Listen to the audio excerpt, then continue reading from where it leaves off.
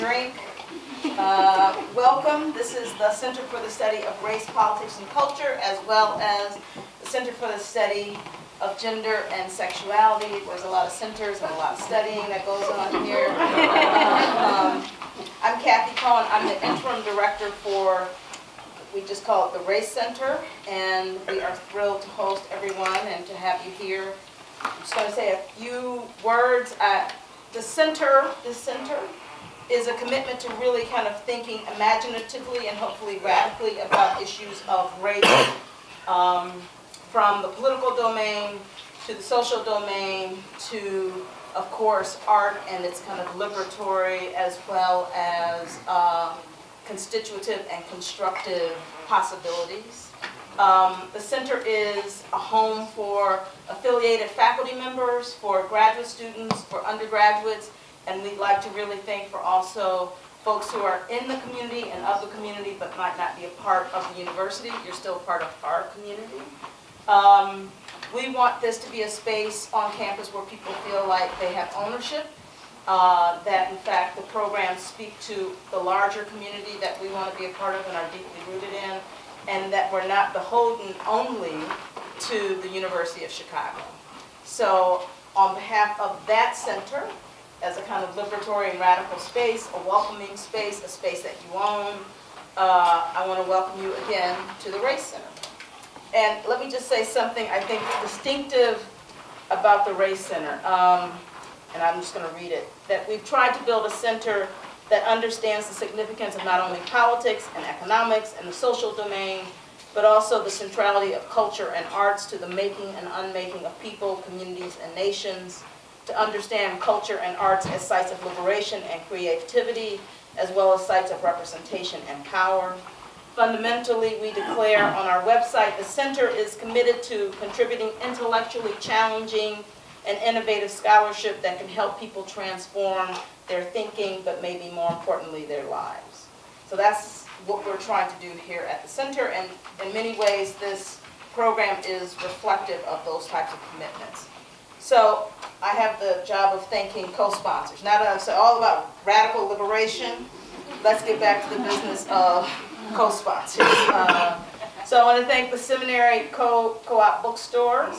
I want to thank the Reva and David Logan Center for the Arts Office of Community Arts Engagement, the Carla Shear Center for the Study of American Culture, Northwestern University Press, and the amazing conversation that we're getting ready to have based on the brilliance of these three authors, Abdul, Romi, and Rebecca.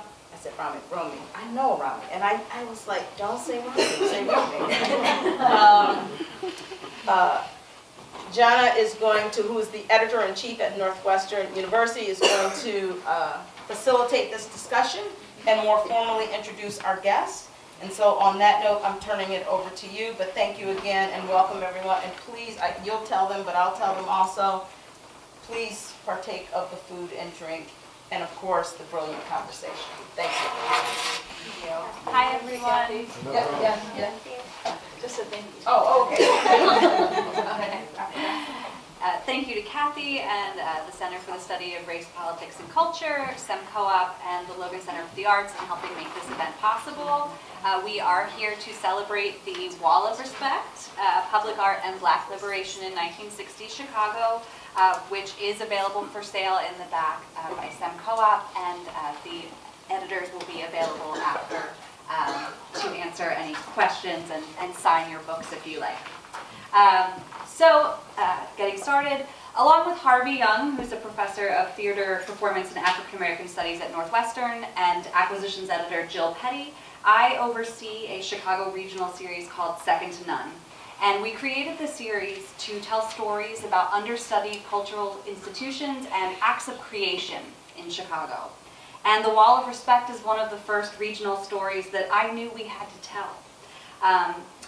I got some really great advice early on in my acquisitions career that editors needed to take some time away from email and conferences and board meetings to put their feet up and think about what books need to be in the world. And when I had the sheer luck of hearing Abdul speak at Northwestern's Black Arts Initiative about the wall, about how it fomented social change, about how it affected the public, arts mural movement more broadly, I knew that was a book that we needed to make. And so I reached out to him, and he knew exactly who to ask to help him, and that was Rebecca and Romi. And this effort was collective, and it was intense because we wanted to have the book out for the 50th anniversary. And the feat would not have been completed without the tireless support of the press staff, many of who are not here tonight, but I'm going to just list their names. Maggie Grossman, Ann Gendler, Mary Ann Jankowski, Jane Bunker, Kirsty Felland, Dino Robinson, J.D. Wilson, Parnisha Jones, Greta Bennion, and Emily Dalton. And we'd like to thank the Terra Foundation for American Art, who generously supported the book so that it could be everything it needed to be to do honor to the wall's legacy. So now I will introduce the editors, and then we're going to have some questions, and then we'll take questions from the floor so you can hear the story of the wall and the creation of this book.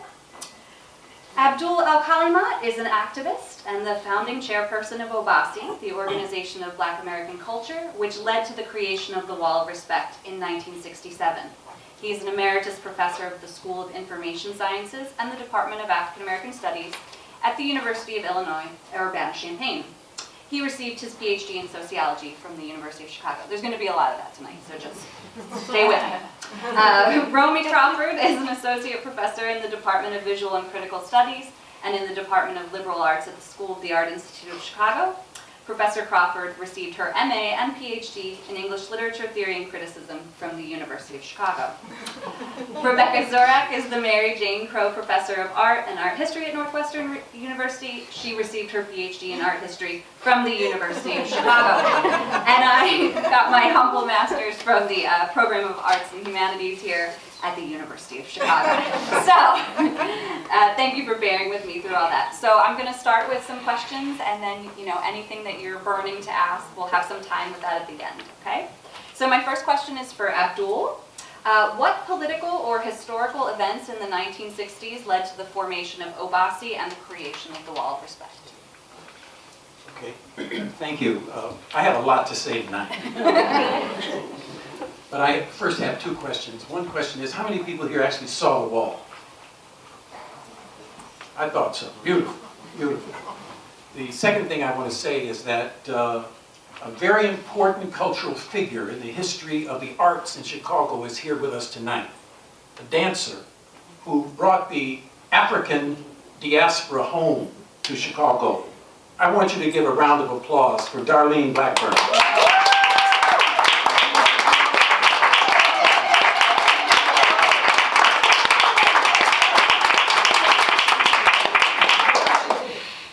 Okay, I want to make two big points. One point is the wall has to be understood as part of the political culture of Chicago.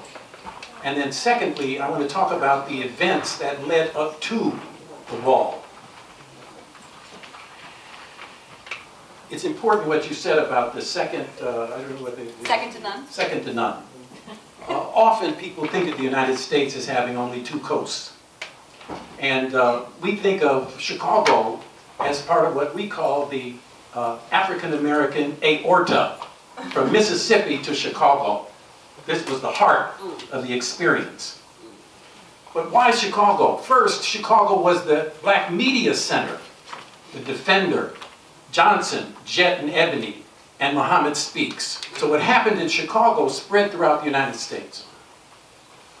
Secondly, it was the center, really, of black labor and the black left.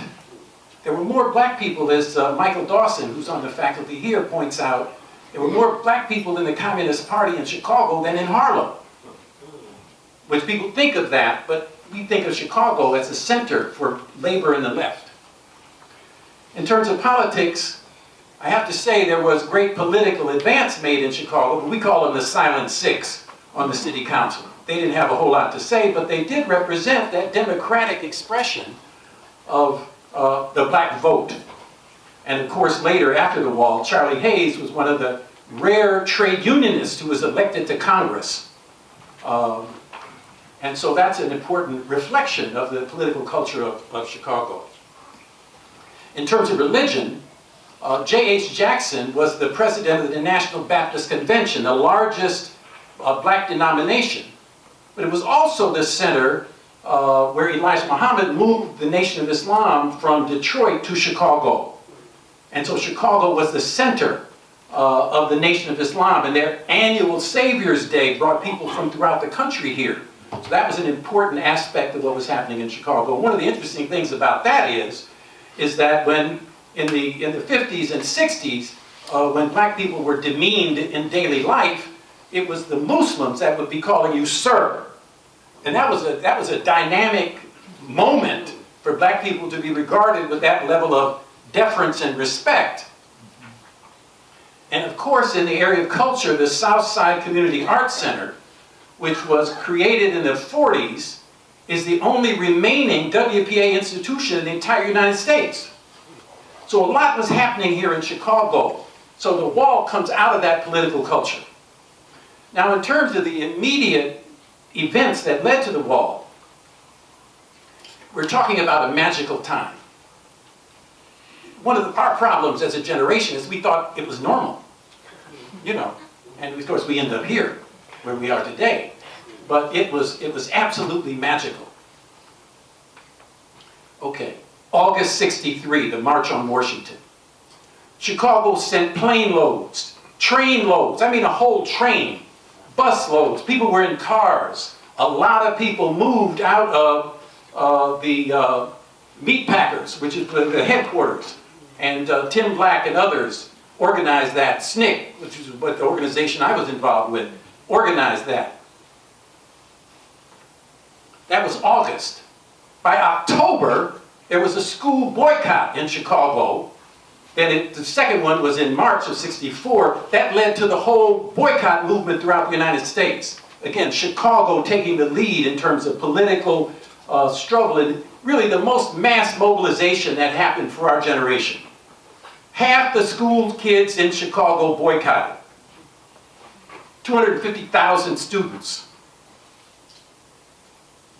That was against Daley and Benjamin Willis, the school superintendent, who was, they had these structures in the playgrounds of the schools where the kids, because of overcrowding and they refused to integrate the schools, they had to go to these structures to be classrooms, no bathrooms and whatever. If you had to go to the bathroom, you had to go outside in the cold. And we call them Willis wagons. And that was the struggle. But it was a struggle against Daley. If you know anything about Chicago history, you know that was a serious struggle. That's March of '64, the second one. Then the summer, you had the Mississippi Summer Project. Chicago sent a whole bunch of people down to Mississippi. If you remember James Foreman, who was the executive secretary of SNCC, he worked in Chicago, got his master's degree at Roosevelt University under St. Clair Drake. So there was a great Chicago connection to the Mississippi Summer Project.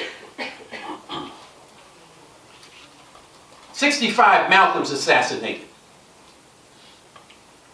January of '66, King moves to Chicago, West Side, 16th and Hamlin, right near where the BBR used to be. I saw Billie Holiday sing at the BBR. And my sister sitting right there was in a little dance group and she danced. That was back in the day. Okay, that's '66. Black Power, that summer, Black Power emerges as a national slogan. This is a paradigm shift from the civil rights movement, which represented what? It represented the mandate that black people had to subordinate themselves to become like white people in order to be normal and to be integrated into a job and to respect. You know, and it got down to the level where parents would tell black people, "Oh, you live in." You know, if you're not African American, you might not be able to get to that, but you know. It was a deep thing that you had to subordinate your identity to become white. Now, anyway, there's a lot to be said on these different things. Okay, Paradigm shift, 66, Black Power hits the scene. Now, 67 is the year the wall was created, but listen to this. See, we're talking about mind, body, and spirit. Coltrane dies. This is all in July now. Coltrane dies. Detroit goes up in flames. Newark goes up in flames. The Black Power Conference happens in Newark. And the wall is being created in the context of that, July, August. So when we talk about the wall, what we're talking about is a cultural expression of a transformative experience in the 1960s where lots of things changed. The other way to look at it is that the wall was an expression, a cultural expression of the end of the industrial period. It's different than the Harlem Renaissance, which was a celebration of the urban experience. It was, white people had what they call the Roaring 20s. We had the Harlem Renaissance and other things that were happening in that same time. It's a celebration of the urban experience. The 60s was a celebration and the last great political thrust of the end of the industrial period, because after that, there were the end of the industrial jobs. And that leads us to where we are today. Permanent unemployment, the disaster that we're facing today. So in answer to the question, what led to the wall? The first answer is the political culture of Chicago. And the second answer is from 63 to 67, there were massive mobilization and a massive change in the spirit and the body and the struggle of black people. We lost Malcolm, we lost Train, but we created the wall.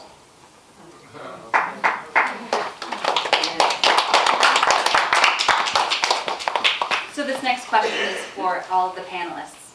How did the creation of the wall embody community? What were the processes by which community members gave their input? We can describe this in lots of different ways. Let's see, this image doesn't necessarily speak to it, but I guess, should we go to another? Microphone, yeah. Community was really involved in so many different levels. I mean, I'll bring up one, maybe Rebecca and Abdul can chime in other ways. One of the ways that community was involved was through the making of lots of different art forms. So basically musicians and poets, and let's see if we can get to this is an example of how community was involved in the wall. There was activism at the Wall of Respect. There was poetry at the Wall of Respect. There was this sort of being present and around. So that's Hakeem Madhubuti, a poet reading at the Wall of Respect. Again, this is a group of artists and musicians and photographers and educators and people who were there on a regular basis, photographers as well. So there was this, it was a site and a locus for community activity really all the time, and community members that were engaged in a diverse set of art practices. So everything from poetry to music, the AACM members, Muha, Richard Abrams, Lester Bowie, Rasco, Mitchell, Joe Jarman. Some of these musical figures were regularly there playing at the site of the Wall. And then there was also just this sort of everyday person. There were children who were actively involved at the Wall site, and there are lots of kind of interesting anecdotes and stories about children giving tours and talking about some of the heroes that are depicted on the Wall. And Abdul or Rebecca, do you guys want to speak about maybe some of the ways the community was involved in the preparation and making? I think one thing that's important is to say, and it follows up on what Abdul was talking about, is the sort of the sense on the part of the artist that they were really making a commitment to community by making the mural. That they made it, they chose carefully the place that they created it in the center of Bronzeville, and they thought a lot about connections that they could make with the community as they were creating it. I think they also had some unexpected experiences, like when Jeff Donaldson was painting Nina Simone, and a woman from across the street pulled him aside and said, you know, I have to... It's not a collective thing. What the Black Power movement did is it brought people out of their studios, and suddenly there was created a community of artists, the people who were interacting and felt responsible to each other. And so in that sense, there was sort of social capital was developed. They were bonded. That's the first thing. The second thing is they were what we used to call teen nations, what the system called gangs. And, you know, so there was a negotiation, particularly Walker, negotiated with the brothers who were active in the underground economy, et cetera, in that area. And so it turned out, see, we didn't know, you know, because we didn't know whether graffiti was going to be on the wall and, you know, whatever. As it turned out, the young brothers protected the wall. And there was a conversation, you know, because a lot of, you know, styling and profiling, and, you know, where people were saying, you know, you all the bad, well, go get the guns and protect the wall. You know, and then, of course, then, you know, there was a whole lot of conversation because that's not what they were going to do. The point is that that created a certain sense of community. Then the third is the neighbors, the people who lived right there. And if you look in the book, you'll see a lot of pictures of people. People were bringing their children to see the wall. People hung out at the wall and talked to the artists and saw what was happening. Because that's nothing that had happened in that area before. We call this area the forbidden zone. You know, low income, 43rd Street was a blues street. 47th Street was jazz. And so we call it Muddy Waters Drive right now. So that was an aspect of it. And then the last aspect was the whole black arts movement, the national community. People from throughout the entire country came to the wall. Larry Neal, Nina Simone, Baraka, all them people from New York and people from the West Coast had to come to the wall. And part of the reason is because of Ebony magazine. See, Ebony did a color spread on the wall. That spread it nationally, and that did what? Led to people creating walls. St. Louis, Cleveland, 1,500 walls were created, estimated to have been created as a result of the Wall of Respect. You know, so in that sense, community, we think of community as the bonding of people in relationship with a common purpose and a common respect for each other. It was the artist, it was the youth, it was the neighbors. We brought respect. People were respecting themselves even more because other people came to respect the space. And then, of course, the Black Arts Movement. Thank you. All right, this question is for Romi. Can you talk about the role of photographers in the creation of the wall? Because of its destruction within a few years of its creation, the photographers are the reason the wall can exist in the public record now and in the book that we have today. Yeah, no, absolutely. I mean, the photography project in the book is a major one, and it looks actually very subtle, but it's there's a complex logic to it. Most of what we talked about this in the last 10 minutes is corroborated by photographic evidence. So, for instance, when we know that there were children at the wall and there were people in the neighborhood that protected the wall site, the materials, the paint, etc. We have evidence of that from anecdote and interviews, but we also have images of that. So the photography project helped us to elucidate and really kind of confirm some of the anecdotal interview information that we had. But then there was another set of outcomes that came from the photography. And so in the book, one of the plans was for me, community was to really sort of make some order of the photographs. There were lots of photographs that related to the wall, but they were under-articulated. So they were in several archives that belonged to some of the photographers, and there were about 4 of them that we had access to, and about 5 that were in play altogether. And again, they are in the book, named and listed. I'll call them out because I think one of the projects that we've been up to when we talk about this book is to just sort of give name and presence to some of these historical figures who people don't know of. So the photographers were Billy Abernathy and Daryl Cowherd and Robert Sinstack and Roy Lewis, and then there was another photographer named Nico Bill Wallace, who was involved as a photography artist who is connected to Abbasi. He did not end up putting an image on the Wall of Respect.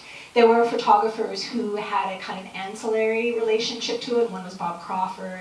And so I had 4 photography archives to work with. And again, the photographs were not articulated. They hadn't been kind of ordered and put into any sort of proper relationship to the wall. So that was part of what I wanted to do. And in the end, again, as I said before, it looks like a very simple project of using the photographs to document, but that was actually not what the end goal was. So in addition to that, they were important in terms of helping to make an argument around innovation, which is really one of the key aspects of photography for me as it relates to the Wall of Respect. You'll notice, if we can go back to one of the images of the establishing images, that the wall is one of the few murals that has photography articulated and embedded into it. So, Rebecca, can you help me there? Yeah, those are photographs. And so... Wait a minute. And That's this one, Darlene Darlene Blackburn. again.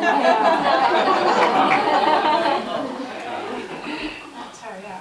So these, so actually photographers were asked to place photographic images onto the wall surface. This is actually fairly radical for a mural practice. And so the Wall of Respect is not just a fascinating mural, paint mural, but it's a really innovative mural because of its use of photograph and paint in a really sort of close juxtaposition. And so that was really exciting to be able to sort of call out, because again, that was under-articulated. It's been there, all of these images, the photographic images have been sort of laying there in wait. But again, this hasn't been so overexplored.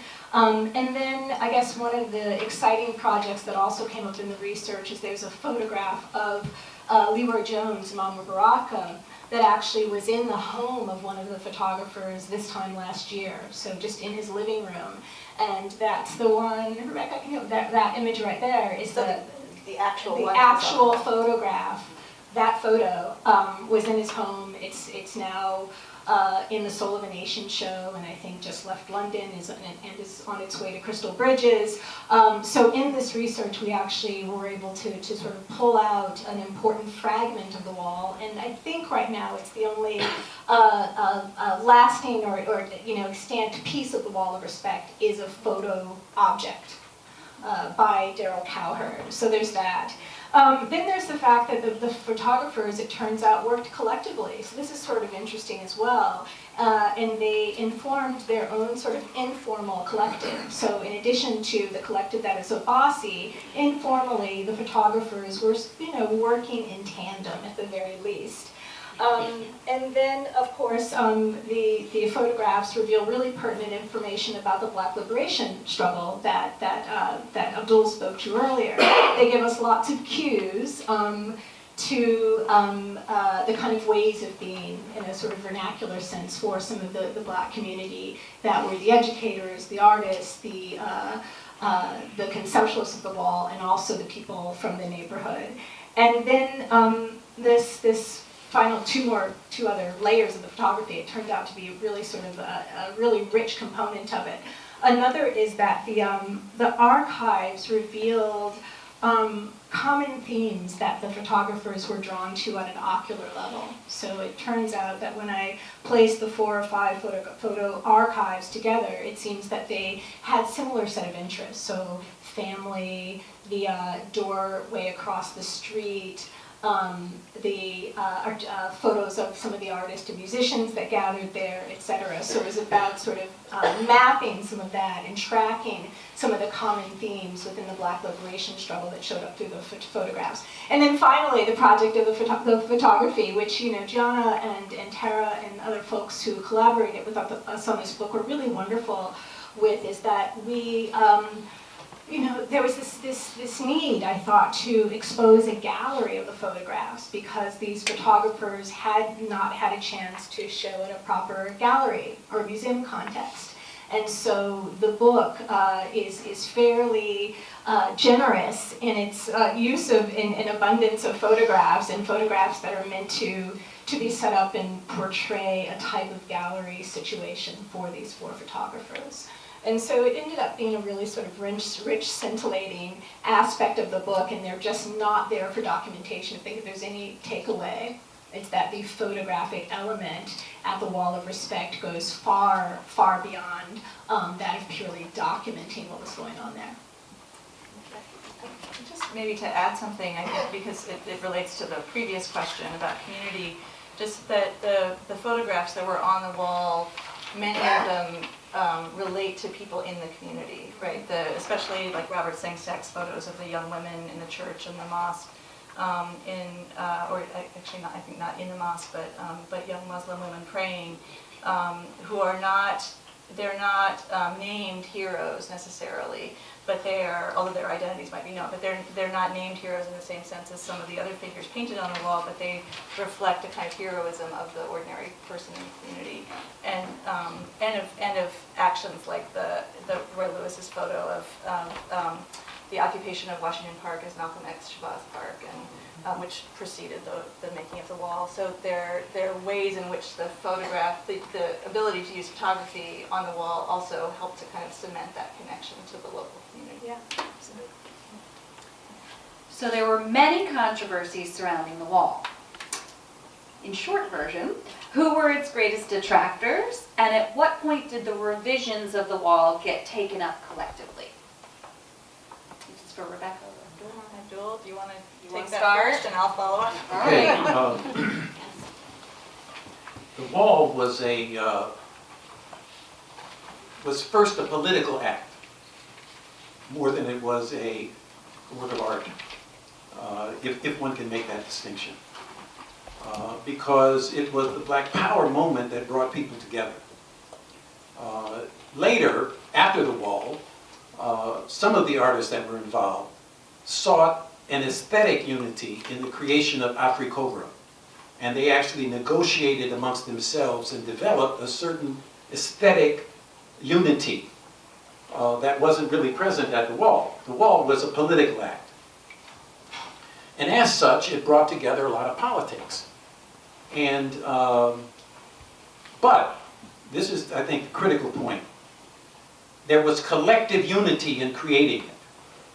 This was something that was part of the cultural development of the times. So, for example, the AACM, the Association for the Advancement of Creative Musicians, they had too a collective ethic. The new music reflected a collective horizontal relationship among the musicians. And even the division of labor. When one music group was going to perform, everybody else got the place, got the flyers, did the publicity, etc., to support the group that was going to perform because they were rehearsing. So it was an egalitarian collectivity. That's what the wall was. So when I said that the artists created a community, there was a democratic process by which the wall was conceptualized. Yes, Walker found the wall. Walker proposed the wall. At that point, it became a collective project. What was it going to look like? So Sylvia Abernathy, the wife of Billy Abernathy, who was really the key genius photographer that anchored the photographers, Funbi, she was charged with designing the wall. And so she laid out the 7 sections. Then there was a discussion of what the section topics would be. Then there was a discussion of what would be in each section. And you can imagine, first of all, we're talking scarcity here because only so much wall. And so, you know, I mean, how do you select what musicians to put on the wall? You know, I mean, how do you select what religious leader to put on the wall? And all kind of people in Chicago wanted to be on the wall. You can just imagine that. But the decisions had to be made, and they were made. And when the wall was actually being created, there was a certain amount of freedom that the individual artists had aesthetically, and then also in terms of changing up what collective decisions were made. It was jazz. In other words, that tune was called, the key was called, you know, the time and all of that was called, but then within that framework you were free to express yourself. It was jazz. And as soon as the wall was created, it became something far beyond what anybody had imagined that it would be. It touched the soul and spirit of the town, of the community. But you know, it's sort of like what happened in the movement generally. You know, everybody didn't have the same point of view. There were differences. And what happened was the collectivity, the unity was broken by individuals who wanted to make a play and vault themselves into a position of making judgments over the collective, which is always a dangerous thing to do. Now, as it turned out, something positive came of it, because the artists then went on to form Africobra. Now, you could, in a sense, say it was a retreat, because it was a retreat from making wall murals. Now, look, to make a mural, that's a proletarian act. You got to build the scaffolding, you got to crawl up and down the scaffolding, that's work. See, making a wall is almost a young person's task, you know, or you need a lot of money and people that help you out. But this wall was done with the money from the artists themselves. The artist bought the paint, got the scaffolding, paid for everything. We even have the receipts, you know, to prove that. So what I'm trying to say here is that there was a great advance made, and just to end it, and you know, Rebecca has a slightly different take on this, and I support her take, you know, but I mainly support my take, which is that there was wrong done. As Roy Lewis said, it became the wall of disrespect. Now, Aretha came out with her tune Respect in the spring of '67. Now, one of the things that they did, they put the Ku Klux Klan on the wall of respect. Now, how do you figure that? I'll let Rebecca explain what that brother thought he was trying to do. But you understand what I mean? I mean, you know. Okay, all right, I'll give it a try. Maybe it might be helpful for some people for me to just like really quickly go through what the sections are, so that then I can show the next image where you'll see it changed, and you can see, you know, we don't have the Ku Klux Klan figure, but the next version of the wall after this one. So this is Statesmen, so political figures, sports, jazz, R&B, religion, literature, and theater. And then dance actually appears as Darlene Blackburn here in this Roy Lewis photograph there, but also as this sort of more abstracted figures of dance on the newsstand. And actually the newsstand is you know, an interesting element of this, because I mean, one thing to say is that changes started to be made, you know, from the beginning. There was a set of heroes determined, but then it did begin to kind of subtly alter. Certain people were switched out by the individual artists early on. But then, and so Carolyn Lawrence came along and was interested in joining in, and William Walker offered her the newsstand. And I think there was a kind of informality in some of the sort of relationships that happened with artists coming along and becoming interested in being involved, where space could be found for them to work within the existing framework, or outside the existing framework, but in a way that didn't conflict with anything that had been already determined. But then one major change was made which did conflict with something that had already been determined, and that was when Bill Walker decided that it was okay to allow people in the neighborhood to whitewash the Statesmen section and to have another artist, Eugene Eda Wade, repaint it in his own way. And that was like this. So he, included some of the same figures who had been in the Statesmen section before, but he also included this big, raised fist, Black Power fist, which I think people have differing opinions about how big a change this was. This is the version that a lot of people, starts to be part of what the wall is known for, even though it begins in that beautiful moment of sort of collective consensus around what it should be, and there's no author. It actually goes, I think, back to a really dispersed notion of community authorship when it bounces to the wall of truth. So. Okay, what was the most important thing for you as editors in creating this book? I'm a bookmaker, I like to ask questions about making books. Was there anything that you wanted to include that you weren't able to?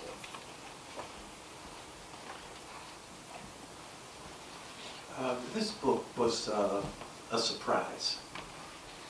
And it was a surprise because in the 60s we knew what we were doing was very important. And we reaffirmed the importance of history. And we tried to keep documentation. But over years, this question of archives became a serious problem. First of all, some of us were pack rats. We had a lot of stuff. And, you're moving around. I mean, there's floods, there's fires, and then you just lose stuff. And, you pack up and move and so on. So there's really a crisis for our generation in the 60s. What are we going to do with our archives? For photographers, for example, that's a really serious thing because, first of all, the technology has changed and they're trying to keep their negatives and, whatever those sheets are called, what do you call those sheets? Contact sheets. All of that stuff. So there's a crisis there.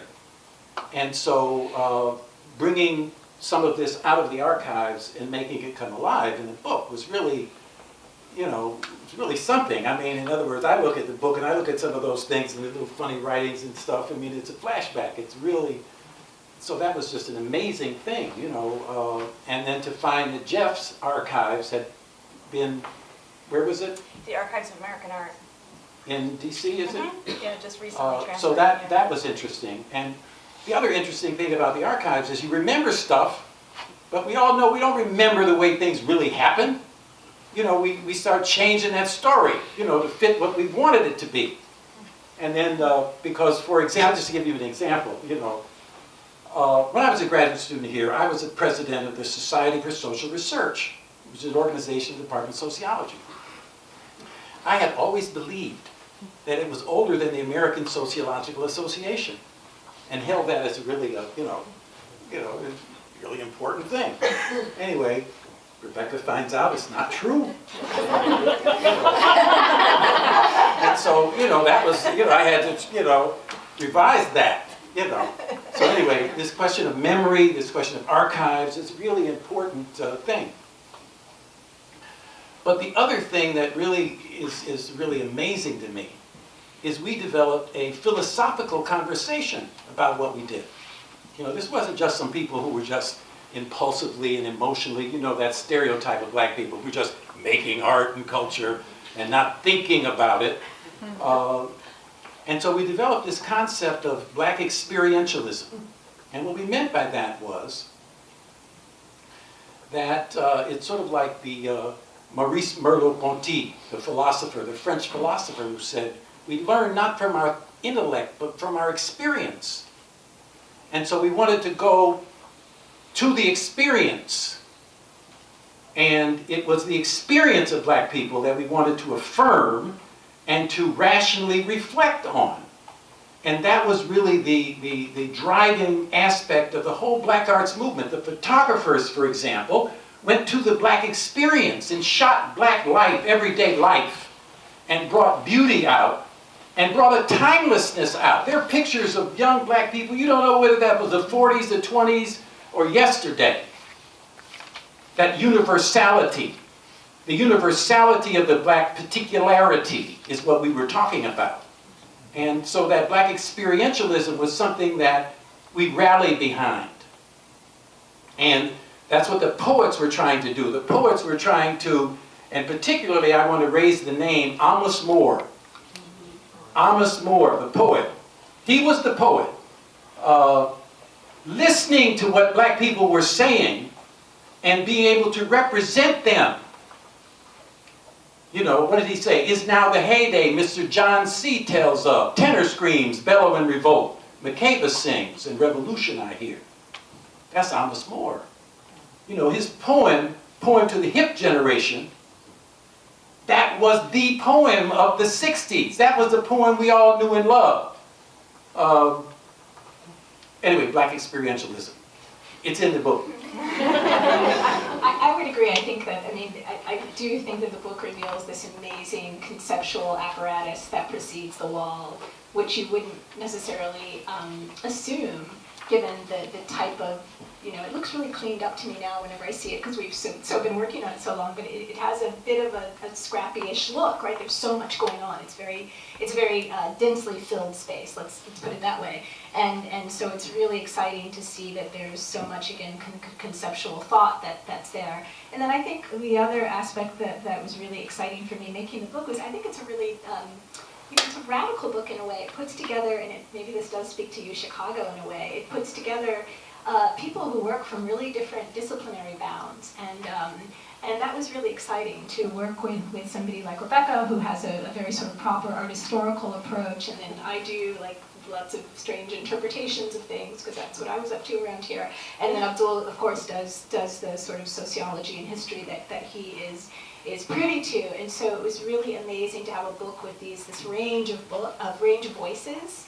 And so if there's anything more, what I think the missing voice for me would have been, I didn't think about this until recently when I did something actually over at Logan around the idea of listening to the wall, it would be music. It sort of needs a musicologist, because music was, again, one of these forms that layered on top of the wall in addition to the paint and the photography. There was, again, constantly, or not constantly, but there was musicianship there, and notable musicianship. So AACM musicians there at the site making music, and I feel like that would have been a piece that we could have pulled out more.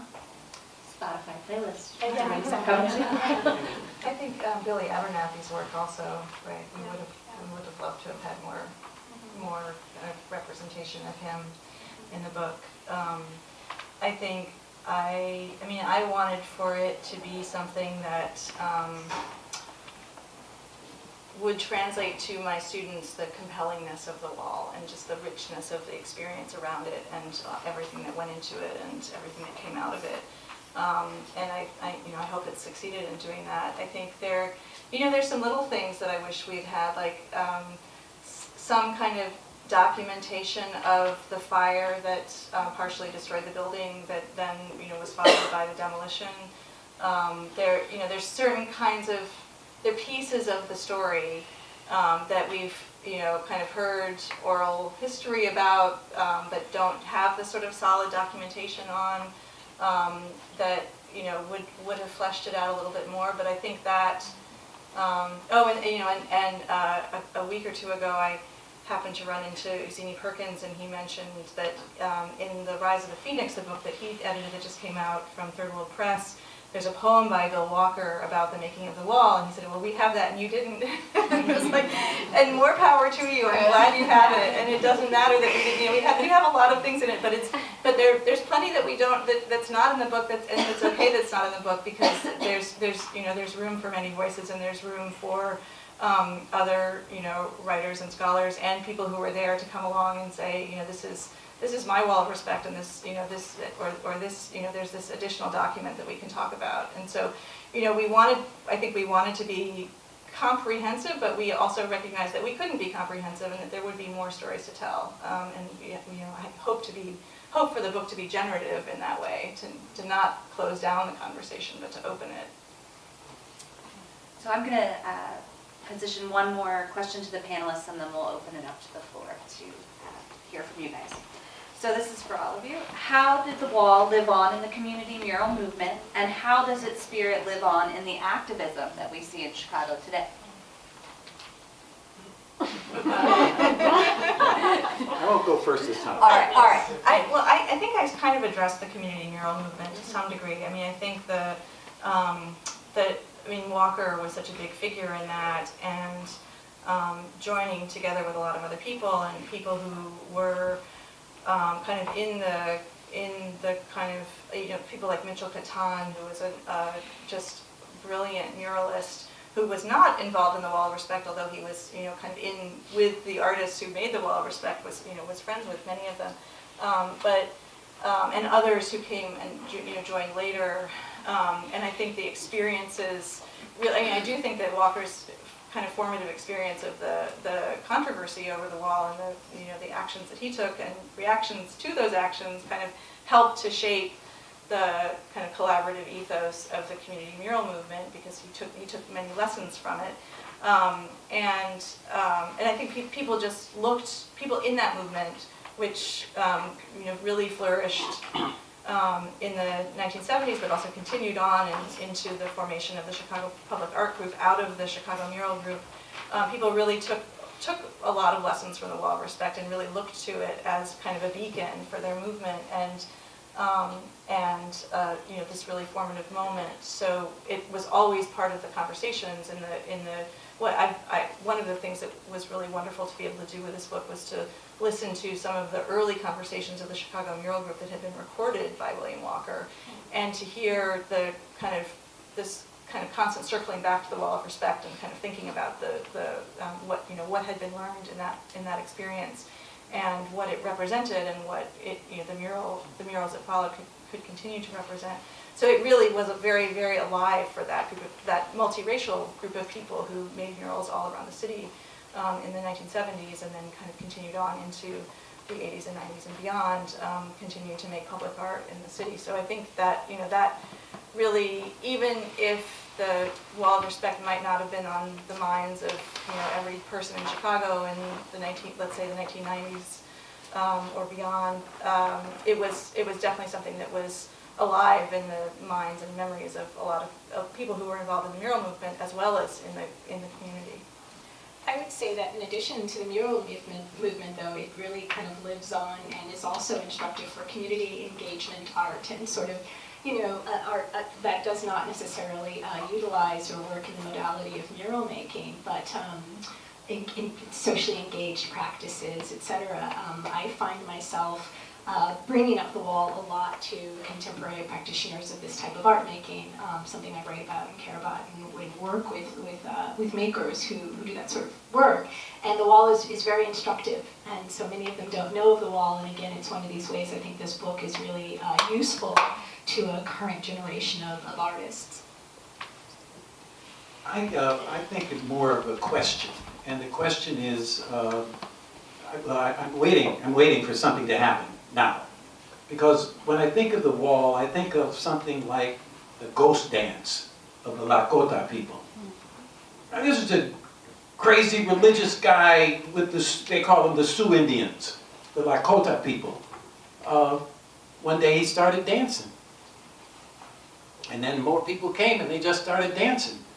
They got so wigged out about these people dancing, they were discussing it in the White House. When we painted the wall, Daley and them got nervous. In the forbidden zone, people were taking control of defining themselves, and it was clear that it was a political act. And so today, the challenge to the hip-hop artist, to the young artists, performance artists, all these different kind of artists, the question is it possible for them to connect with that deep spirit of the masses of people and make that connection? I'm not talking now about the commercial, the commodification of their, everybody wants to get paid, and, Ice-T said, fuck the police, they turned him into the police for a payday. Everybody understand that? This is serious, about what art is. And so we're waiting for that moment when the music when the poets, when the dancers can touch the people and get the respect of the people. You know, they got us on, we weren't on TV in '67. Soul Train didn't come till several years later. Chicago also. You know what I mean? So, there's more to say about all of that. Well, let's just give our panelists one quick round of applause. And I'll take questions from anyone who has one. Go ahead. So my question is, how in the end was the community, I'm assuming there were many people that wanted to save the wall. So how in the end did it be destroyed? And how did the gentleman who did the photograph end up getting that photo back? Since it was one of the only archives that someone was able to get, was there time for him to run and get it? Did someone take it to him? Do you know? It may relate sort of to your first question. Yeah. So there was a fire at the walled building site, and then soon after that, the building was razed. The building was ruined and from the fire. So the building was demolished. But he said in interviews just this last year that he came back. He was living in Sweden actually for many, many years, and came back to Chicago with one of his kids within the 5 years that the wall existed, and the neighborhood had fallen into a different level of kind of distress. And he felt that, and he could tell that, and so he said he just, had a really strange feeling and grabbed his young son in a ladder and took it down. Wow. Just very intuitive and a gut feeling about the sort of care, the shift in the care. I mean, obviously one of the things that the images you'll see of these kind of really young, amazing people hanging out at the wall, it was a cared for location, even though it was the forbidden zone, as Abdul called it. It was still cared for, there was, and yet he saw signs and evidence that the buildings were not taken care of, the streets were not taken care of, the neighborhood was in a different place, and so he took it down. Maybe something also to add is that the artist did not have the building owner's permission to paint it. And that was important. I mean, I think Jeff Donaldson later said it was important that we didn't have permission. It was important that we just did it. They had permission of the people in the community, the people who lived there, but there was an absentee white owner, and they didn't ask him. So it was always vulnerable. See, the question you raise is a question about what is the role of real estate in the political reality of Chicago. And Chicago, as we know, is a town of neighborhoods. And it's an interesting question because the drawing of these neighborhoods, these 75 community areas that Chicago was defined by, was actually drawn by University of Chicago sociologists who were trying to create a liberal, integrated kind of place, and what they did was really create the basis for the hardcore apartheid segregation that Chicago exists. And 43rd Street is a street that used to be a neighborhood of workers, of industrial workers, of people who worked in the stockyards and the people who worked in the factories that used to dominate Chicago. Today, you get international money investing in the transformation of that neighborhood. It's not only Hyde Park moving north, so you get people who are Polish, speaking Polish, investing and bringing their own workers in to work and to rehab buildings. Of course, this is now after 2008. But you go into these neighborhoods and what you see is the production of vacant lots. But what they did was they tore down buildings, but they left corner buildings, etc. So you didn't even know that most of the lot was taken down because you just see certain buildings up. So what you have is the beat down of black people and the driving of black people now out into places like Harvey, those suburbs, which used to be industrial suburbs independent of Chicago. Now, they're residential places for people who are permanently unemployed. And so, public art in that kind of environment is always short-lived. This is not the patron-sponsored art there on Garfield. The question to be raised is, what is the relationship between that and that community? For example, down the street from that restaurant, The Exchange, he has a restaurant called Exchange. Currency Exchange. See, we used to fight here at the University of Chicago against the University of Chicago. I don't know what y'all are doing now. But the Astor Gates, so just down the street, there is a place that says free food every Saturday, soup kitchen. I want to know, and somebody here tell him, I want to know whether Gates is going to have a day for free food for the people in that community, because I've eaten there a couple of times and ain't nobody from that neighborhood going in the Exchange. It's getting us to that neighborhood, but I agree. No, it's a form of colonial penetration. Exactly, exactly. Yeah. No, good. Good question.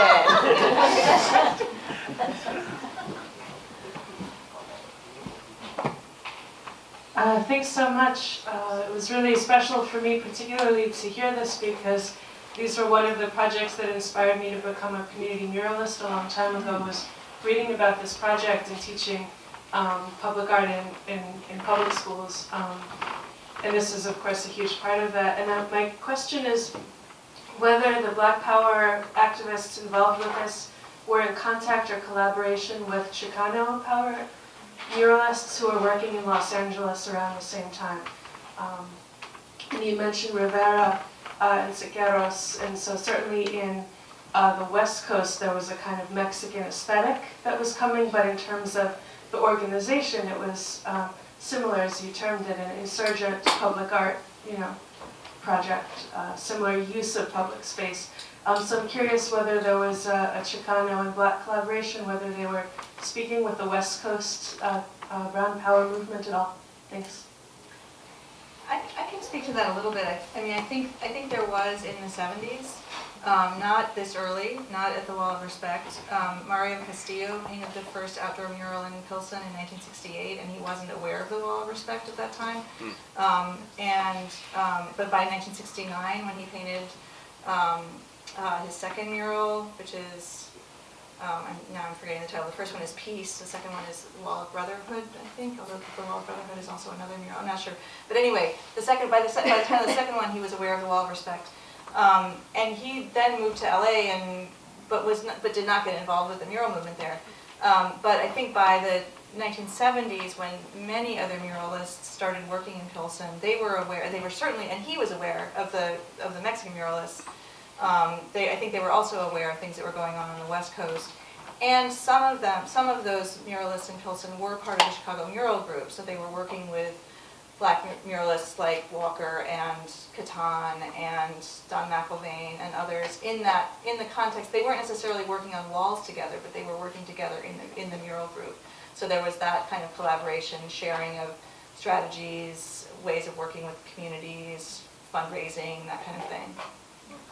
I would say also that some of the more recent regional studies of the period, so Kelly Jones's project, for example, are showing that there is some sort of parallelism. So the different parts of the country are having the same experience of liberatory politics, and also how that's expressed through visual form. And so these things are happening in different parts of the country, although they're not. It's harder to see where there's a direct link or a point of contact. That'll be really interesting to see, sort of who the human agents are that are actually speaking to each other. But there's definitely a sort of comparative parallel thing happening between 68 and 73 or so. The biggest thing that happened was the interconnection of a Black tradition. Now, the earlier people Hale Woodruff, for example, went to Mexico and studied with Rivera, 36, before he did his Amistad mural in 39. But what's interesting is that after the wall, Jeff Donaldson was studying for his PhD at Northwestern. And one of the projects was to bring together a conference. And several of us were sort of, I don't know what they called us, but we were there. We weren't artists, but we were there. We participated. But John Biggers was there. Now Biggers in Texas, at Texas Southern, at his university, he painted all the walls. So he was a great muralist, and several of the other people were there. I don't remember whether or not Aaron Douglas was there, but so there was a getting back in touch, and of course Margaret Burroughs was very much a part of helping to create that connectivity. So indirectly, people were connecting to the Mexican experience, but what the Latinos had was the diaspora. In other words, their maintenance of an anti-imperialist, anti-colonial perspective came really through the diaspora, which exists today. Now that happened for African Americans in the 60s because of the struggles for African liberation. That was very inspiring. And today, you know, there's a whole different scene happening, and we're waiting for the next breakout, which is beginning to happen. But so the diaspora factor is very important in trying, particularly when you talk about California and its connection. So population, immigration, and the way in which families back and forth. Now the ruling class in this country is very aware of this because there's a very important book called Who Are We? Now this guy, who used to be the head of the Center for Strategic Studies at Harvard, he wrote the book, that other book about, the what? Yeah, the Class of Civilization thesis. In this book, what he says is, we don't have to worry about black people, we got them. And we don't have to worry about the Catholics, we turn them into Protestants. We have to worry about the Mexicans, because they're speaking Spanish at home, and they have family back in Mexico, and they represent this other kind of reality that we haven't been able to conquer. And so that's their negative view of it. The positive view of it is the fact that they're able to maintain that diaspora reality. And so in the Latino community, you see the murals that you might see in Latin America, right? Because those political movements are still very much alive. And so today, the Pan-African reality has to be reborn. And it's not the same as it was in the 60s. In the 60s, Africa was on fire. And that gave black people everywhere in the world inspiration to resist. And so, you know, when we interpret these murals, we have to put it in the context of global politics and generations. But that generation of the 30s, black people, went to Mexico. And all those Mexican muralists were communists. They were all part of the Mexican Revolution. I mean, these weren't people just doing art. These people were trying to make a new world.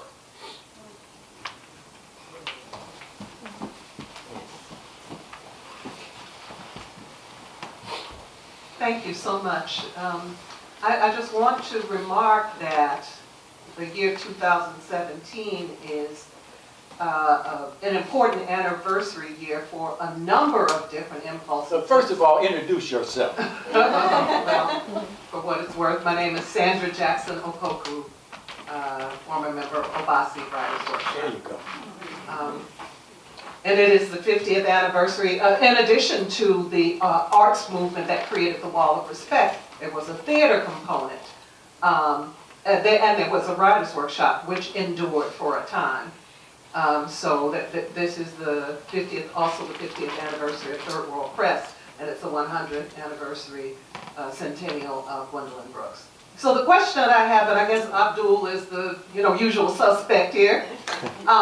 I want to maybe engage the idea of, Romi talked about music being, maybe the missing element in this look at the wall of respect. And I'm wondering what you have to say about literature and the kind of work that was created in that milieu about the wall of respect, recited at the wall of respect, that the creation of the wall of respect made possible back in those days. Yeah.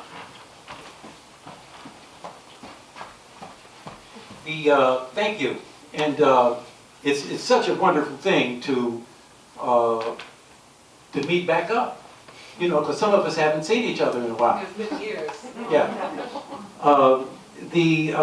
One of the important things that the wall represented and that Obasi represented and that cultural production represented at that moment is the reclaiming of public space.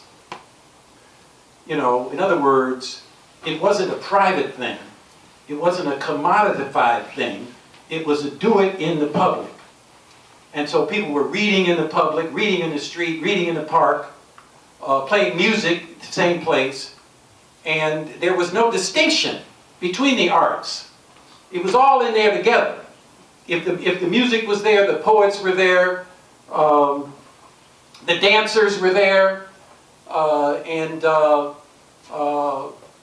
the institutions, even the Afro Arts Theater and so on, the institutions were creating new public spaces. But there was this whole push against the commodification. And what happened with the mural of the wall, respect as a self-determination reality. In other words, people did it for themselves and did it for the community. The same was true with the literature. In other words, Third World Press started with a mimeograph machine and a stapler and a typewriter. That was the press. And many people published their own work and sold their work. And so that was the beginning of it. And it was an out-of-the-box kind of situation because there were two dynamics. One dynamic was the search for the black aesthetic. What did it mean to write black literature? And, there was an earlier kind of position of some people, again, this is back to that integrationist thing, I'm a writer that happens to be a Negro. That was rejected. The particularity of blackness was embraced. That was very important. But the other aspect, and this is why I think the Obasi experience was so important, is that it was a question of listening to the people and then having a collective process of evaluation and discussion. And this was really facilitated by Hoyt Fuller. He was a beautiful brother. Actually, three of us created Obasi. Conrad Kent Rivers, Hoyt Fuller, and myself. I was a graduate student, and I was working in the post office. They had something called short-hour subs. You could work. Yeah, you know what I mean. It was really hip because you could like almost, set your own hours and work. So I'm on the bus, on the Cottage Grove bus. I lived in the Chatham, and I was on my way to 63rd Street to catch the L. And the bus was tight, and I'm reading a book. And I happened to be reading a book, The Natural Superiority of Women by Ashley Montague. And a brother tapped me on the shoulder and said, I know Ashley Montague. And it was Conrad Rivers, who happened to have been sort of a protege of Langston. And so we hung all day. We went through the thing and we got assigned to the same place, and I became, a student. And he turned me on to all kinds. I read literature. I read, Chester Himes. I read all the Renaissance poets. I read a lot that I was a student. He turned me on to Hoyt. And we used to meet at Hoyt's apartment, and he had these big, thick, heavy glasses and scotch, you know what I mean? And I'm a graduate, and it was wonderful. So, but Hoyt, so we had this discussion, and Ronald Fair, novelist, sculptor, he got involved. But Hoyt was this kind of guy who he had done everything his generation. He had been expatriate in Europe, he'd gone to Africa, and so on and so on.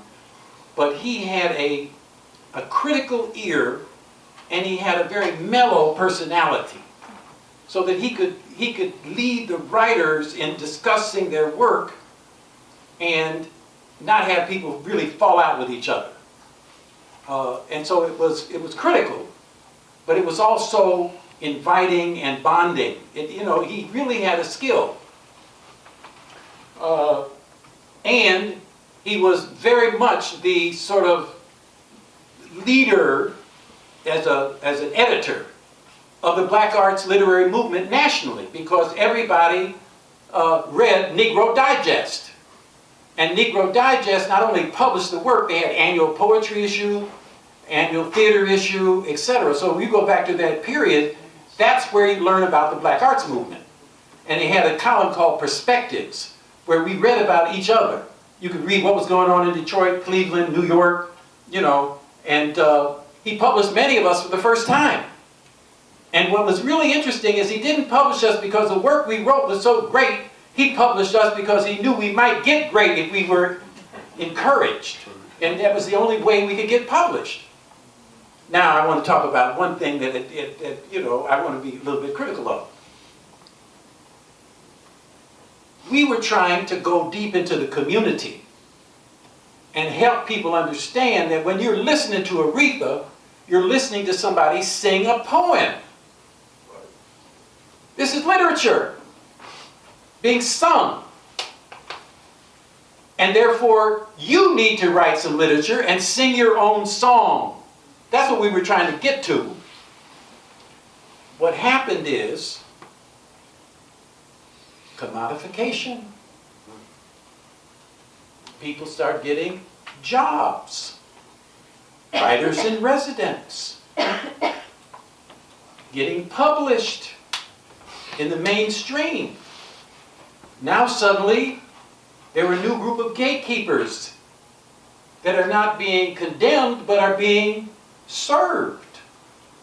So the unintentional consequences of being successful is that people were mainstreamed and left and not connected to the community, which is the crisis of black intellectuals today.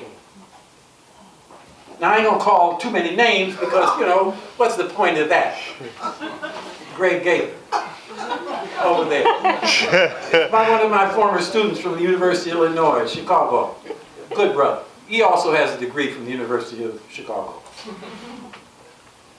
Yeah, I mean. Well, I lived through much of the era, the 60s and the 70s.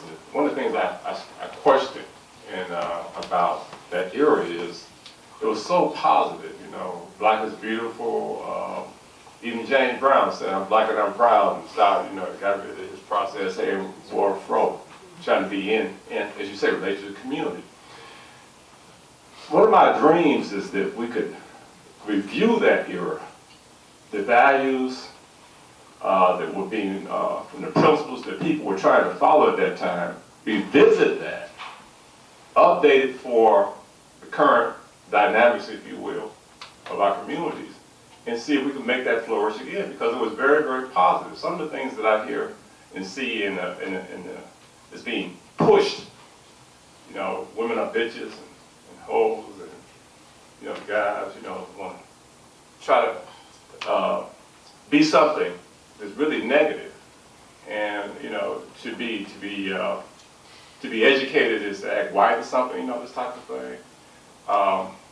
But I wonder about that, because I think that's what we need. I know I came up through that, and those principles still serve me well. And this degrading of our women, this glorification of what I call the underbelly of our culture, is being pushed by higher forces. And we need to glorify the positive sides of our culture, again, like we did once in the 60s and the early 70s. So I don't know if you thought about it, and the panel thought about it, but see, this was you say very special, but it was a very powerful development. It was very powerful. A guy, at least in my thinking, You couldn't go out and about disrespecting black women because of the principles that were being put out in the community was so strong. You couldn't do that.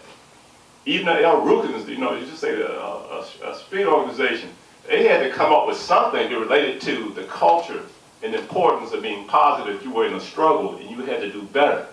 I was thinking about, and I don't know if you want to speak to it, but there were 3 people that really, I thought were really influential. One was Haki. Another one was Phil Coran. And another one that really didn't get, I don't think, was widely Brother David Berry on 47 King Drive. He taught some powerful, powerful stuff. And I think there was another guy, was it Blair?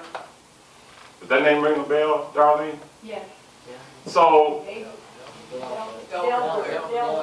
okay, and that's that type of thing. Anyway, the main thing is I think we need to go back, review that era. Now, I'm glad to see the book is out and see if we can take those values and, as I say, update and bring it up to the current.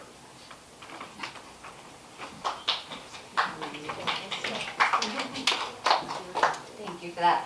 We probably have time for one more question. Anyone? All right, to the back, sir. So yeah, I wasn't going to say anything, but since he called me out, I have to say something. So yeah, I'm Greg Gaither, a former student at UIC Black Studies program. And going back to that whole point about black art in the black community, speaks to that whole issue of the existing assets in our communities. There are existing assets in our communities, and we have solutions to the problems that we are confronting. Yet, those assets go untapped, and they go untapped because of that whole notion around where we can't appear to have solutions to problems that we are confronting, so that the problems are addressed externally outside of our community. And that's an issue that we struggle with. This is an issue that I struggle with as a social worker doing street outreach with youth gangs in the Woodlawn community. So I'm a graduate of the University of Chicago School of Social Services. The University of Chicago says that they have a civic engagement plan. I'm a graduate of the School of Social Services. I'm doing a gang project in Woodlawn. I've got to go to the university to get funding, and I say to the university, if you've got a civic engagement plan and you're not funding my project, you don't have a civic engagement plan. Well, please join me in thanking again the editors, Abdul, Romi, and Rebecca for being with us. And